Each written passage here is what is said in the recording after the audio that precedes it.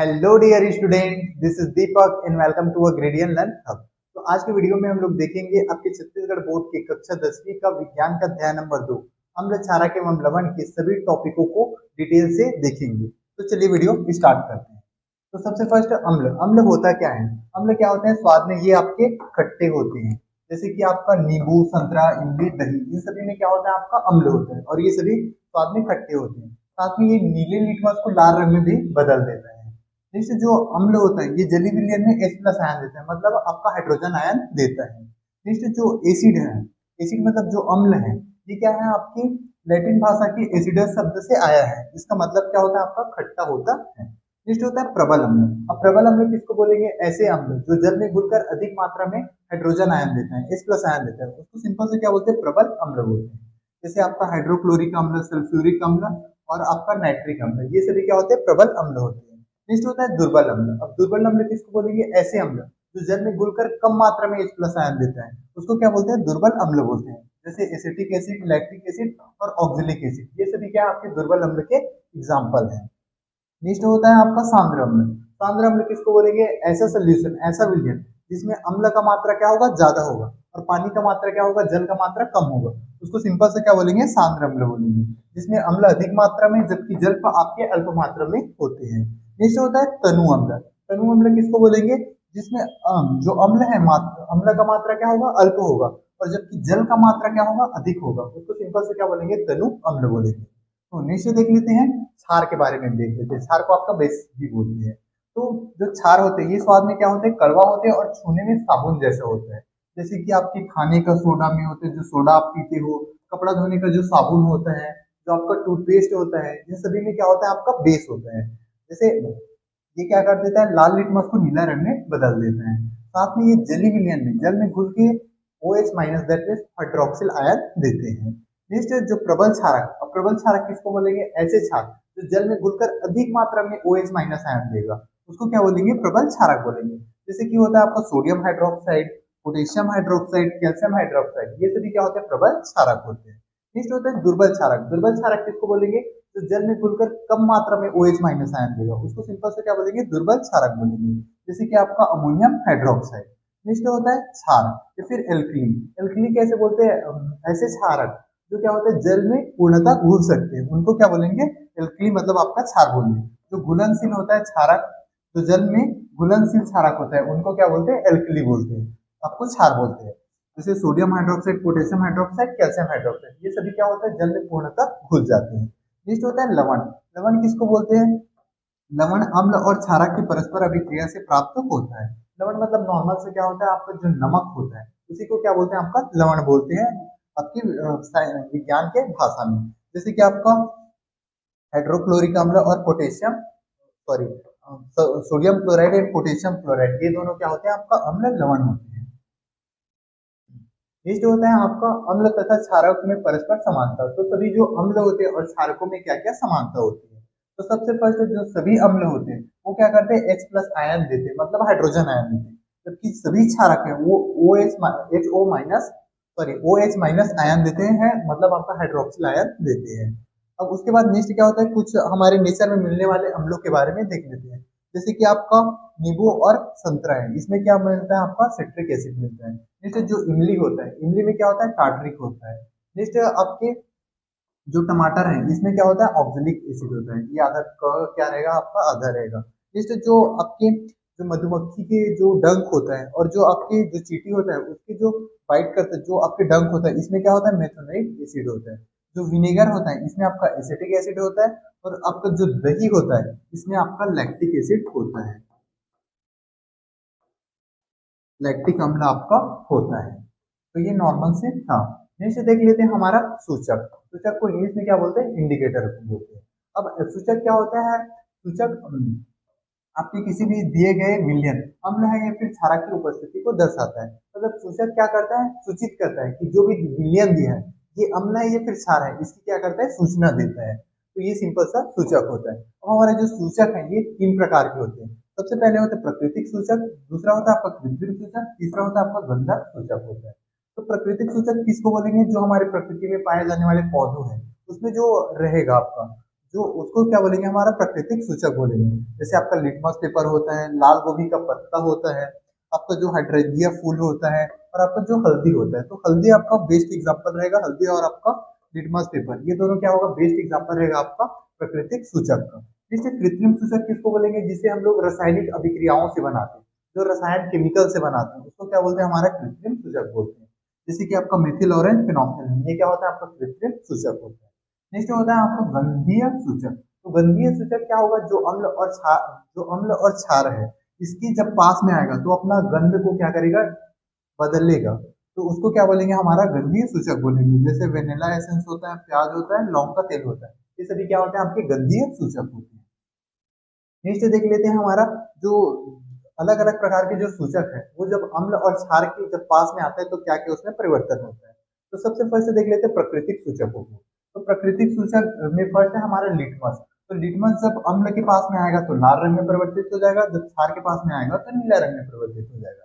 Next है जो लाल गोभी की पत्ती का रस होता है, ये अम्ल के पास में आएगा तो लाल हो जाएगा, क्षार के पास में आएगा तो ये हरा हो जाएगा। नेक्स्ट है जो हल्दी होता है, ये अम्ल के पास में आएगा तो कोई भी बदलाव नहीं होगा, अब जब क्षार के पास में आएगा तो ये लाल रंग में बदल जाएगा। जैसे कि आपने एग्जांपल में देखा होगा, कपड़े में अगर हल्दी गिर गया रहता है तो उसमें अगर हम लोग डिटर्जेंट पाउडर जैसे निरमा डालते हैं तो वो क्या करता है, लाल रंग में परिवर्तित कर देता है।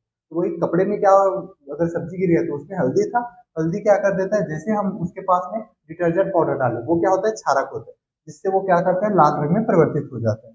फिर जो हाइड्रेंजिया का फूल होता है, ये नीला अम्ल के साथ नीला, और जो क्षार है इसके साथ गुलाबी रंग में परिवर्तित हो जाता है। नेक्स्ट जो फिनोक्सिलिन होता है, फिनोक्सिलिन जब अम्ल के पास में आता है तो रंगहीन हो जाता है, जैसे क्षार के पास में आता है तो ये क्या होता है, गुलाबी हो जाता है।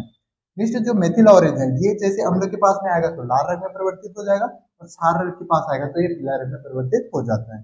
नेक्स्ट देख लेते हैं गंधीय सूचकों को देख लेते हैं।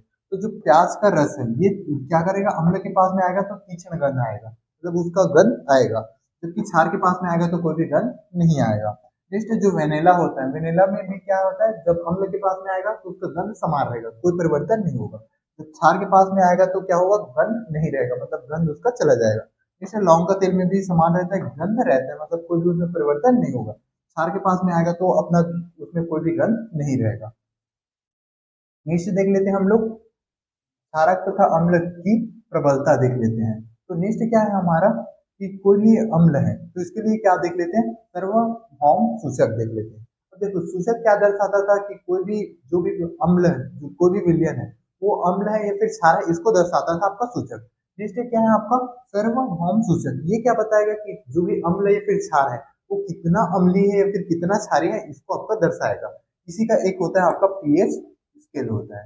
तो पीएच स्केल में क्या होता है, अगर पीएच स्केल में पीएच वैल्यू 7 रहेगा तो वो जो भी विलयन है वो क्या हो जाएगा, हमारा न्यूट्रल हो जाएगा। न्यूट्रल मतलब उदासीन हो जाएगा, नहीं अम्लीय होगा नहीं क्षारीय। अगर उसका पीएच मान, किसी भी विलयन का पीएच मान 7 से कम हुआ तो जो भी विलयन है वो क्या हो जाएगा, आपका अम्लीय हो जाएगा। अगर पीएच मान 7 से अधिक हुआ तो जो भी विलयन है वो क्या हो जाएगा, आपका क्षारीय हो जाएगा। तो इस प्रकार से क्या कर सकते हैं हम लोग, किसी भी विलयन कितना अम्लीय या फिर कितना क्षारीय है इसका पता लगा सकते हैं। तो नेक्स्ट देख लेते हैं, तो कैसे कैसे होगा, तो सिंपल सा क्या होगा, H प्लस आयन की सांद्रता बढ़ती है। अब देखो इसको नॉर्मल से याद रखना, जैसे जैसे H प्लस आयन की सांद्रता बढ़ती जाएगी, मतलब जितना अम्लीय होते जाएगा तो उतना ही जो पीएच मान है, जितना अम्लीय होते जाएगा उतना ही पीएच मान क्या होते जाएगा, उसका कम होते जाएगा। जैसे एक है तो एक का पीएच मान क्या होगा, सबसे कम है, तो मतलब वो सबसे ज्यादा अम्लीय होगा। उसी तरह से जो क्षार होता है उसमें 14 क्या होता है, सबसे लास्ट होता है, मतलब जिसका पीएच मान 14 होगा वो सबसे ज्यादा क्षारीय होगा। तो ये नॉर्मल से था। और इसी के जस्ट अपोजिट, जैसे H प्लस आयन का मान कम होते जाएगा तो पीएच का मान क्या होते जाएगा, बढ़ते जाएगा। इस चीज को आप याद रखिएगा।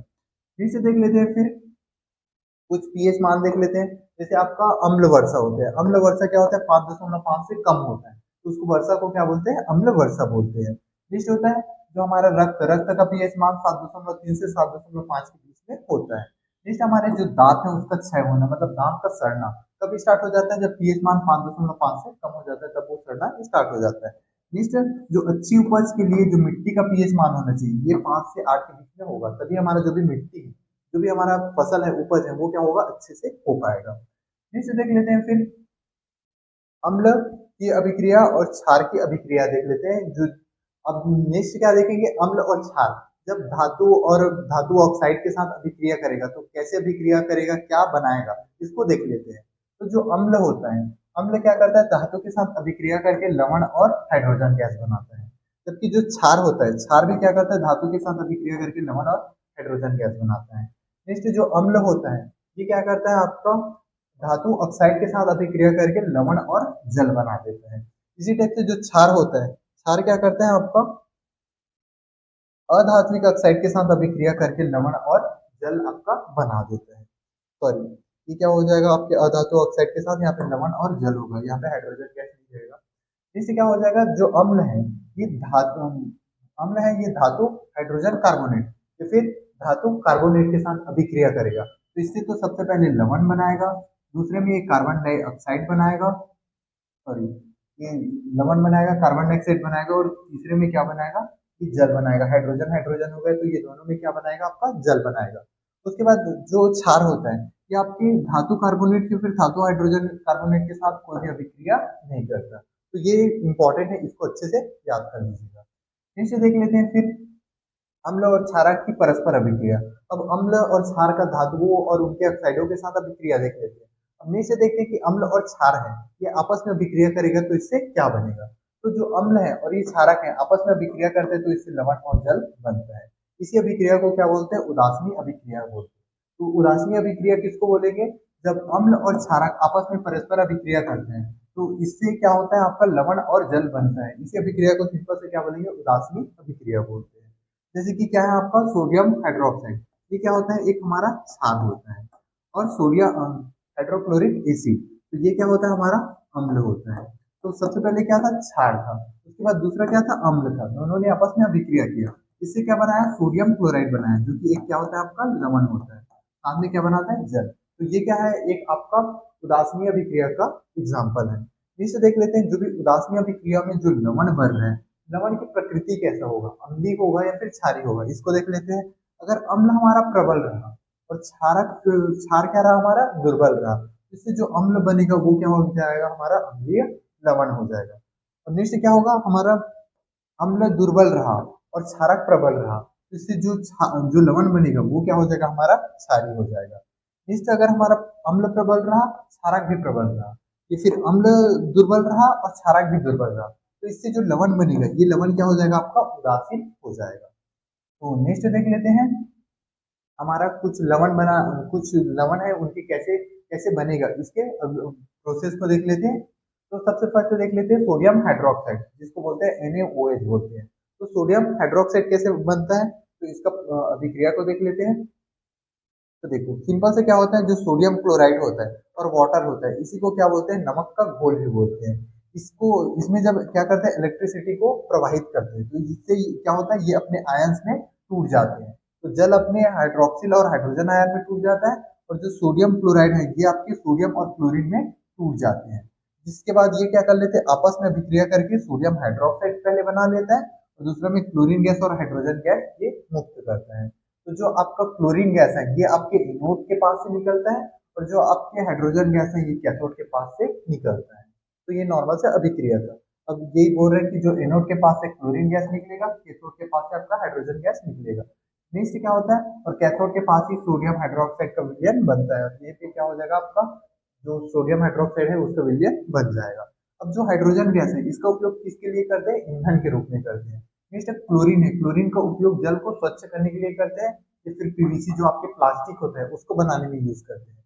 नेक्स्ट है, या फिर इसका उपयोग किसके लिए करते थे, पहले CFC के लिए, जो आपके फ्रिज है, फ्रिज में जो ठंडा करने के लिए जो गैस होता है वो पहले CFC होता था, क्लोरोफ्लोरोकार्बन, तो उसको बनाने में भी क्या होता था, पहले उसका उपयोग करते थे। नेक्स्ट जो हाइड्रोक्लोरिक अम्ल है, इसका उपयोग आपके इस्पात की सफाई में होता है और औषधियां भी बनाने में इसका उपयोग होता है। नेक्स्ट होता है जो सोडियम हाइड्रोक्साइड होता है, ये धातुओं से ग्रीस को हटाने के लिए किया जाता है। नेक्स्ट जो क्लोरीन और सोडियम हाइड्रोक्साइड है, इसका आपके विरंजन चूर्ण बनाने के लिए इसका, या फिर घरेलू विरंजन बनाने के लिए इसका उपयोग करते हैं। इसे देख लेते हैं फिर हम लोग विरंजक चूर्ण बनाने की अभिक्रिया। तो विरंजक चूर्ण को क्या बोलते हैं, कैल्शियम ऑक्सोक्लोराइड भी बोलते हैं, इसका रासायनिक नाम है। तो हमारा कैल्शियम जो विरंजक चूर्ण है ये कैसे बनता है, जो शुष्क बुझा हुआ चूना है कैल्शियम हाइड्रोक्साइड, तो जब क्लोरीन से क्या करता है, ये अभिक्रिया करता है, इससे क्या बनता है आपका विरंजक चूर्ण बनता है। तो ये कैल्शियम हाइड्रोक्साइड था, इसके साथ क्या किया, क्लोरीन ने अभिक्रिया किया, इससे क्या बन गया आपका कैल्शियम ऑक्सोक्लोराइड बन गया, जिसको क्या बोलते हैं आपका सिंपल सा विरंजक चूर्ण इसी को बोलते हैं, साथ में आपका पानी भी बनता है। अब नीचे देख लेते हैं विरंजक चूर्ण है इसका क्या क्या उपयोग होगा। तो वस्त्र उद्योग में सूती व लिनिन की विरंजन के लिए किया जाता है। अब इसका मतलब क्या है, जो नए कपड़े बनाते हैं, तो जो नए कपड़े बनाते हैं तो उसके क्या करते हैं, जो भी पौधे हैं उससे बनाते हैं जो कपड़े, तो उसका कलर क्या होता है, दूसरा होता है, तो उसके कलर को हटा करने के लिए, सफेद करने के लिए, कपड़े को सफेद करने के लिए क्या करते हैं, उसका उपयोग करते हैं। किसका उपयोग करते हैं, आपका विरंजक चूर्ण का उपयोग करते हैं। फिर उसको अलग अलग कलर में डालकर कपड़ा को कलर दिया जाता है। नेक्स्ट होता है इसी प्रकार से जो कागज के फैक्ट्री होती है उसमें भी लकड़ी के मज्जे के विरंजन के लिए यूज करते हैं, उपयोग करते हैं। तो इसमें भी क्या होता है, जो हमारे कागज होते हैं वो सफेद होते हैं, बट वो जब लकड़ी से बनता है तो लकड़ी का कलर क्या होता है, दूसरा होता है। तो उसी लकड़ी के कलर को क्या करने के लिए, हटाने के लिए क्या करते हैं, उसके विरंजन करने के लिए उसका उपयोग करते हैं।